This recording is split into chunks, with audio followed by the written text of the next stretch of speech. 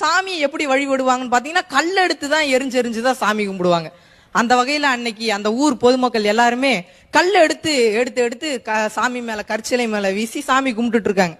அப்ப அந்த வழியா ஒருத்த வரான், வந்து பாத்துக்கிட்டே இருக்கிறான். என்னடா இந்த ஊர்ல எல்லாரும் கல்லை எடுத்து எடுத்து சாமி மேல எரிஞ்சு சாமி கும்பிடுறாங்களே, நம்ம இப்படியே போயிடலான்னு திரும்பி போகும்போது கல்லை எரிஞ்சிட்டு இருக்கான் ஒருத்தன் பார்த்து, டே இங்க வாடா, என்ன நீ இந்த ஊருக்கு வந்துட்டு சாமி கும்பிடாம போற, நீயும் சாமி கும்பிடுறான்னு ரெண்டு கையும் தூக்கி சாமி கும்பிட்டான். இப்படிலாம் சாமி கும்பிடக்கூடாது, இந்த ஊருக்கு வந்தா கல் எடுத்து எரிஞ்சுதான் சாமி கும்பிடணும். ஐயோ என்னடா பண்றது, கல் எடுத்து எரிஞ்சா சாமி குத்தம் ஆயிடுமே, என்ன பண்ற ஒண்ணுமே புரியாம சரி ஆண்டவா காப்பாத்து அப்படின்னு சொல்லிட்டு கல் எடுத்து எரிய போற மாதிரி எரிஞ்ச போனா, ஆனா எரியாம ஒரு புளிய மரத்து மேல தூக்கி வீசினா ரெண்டு கண்ணும் காணாம போச்சு.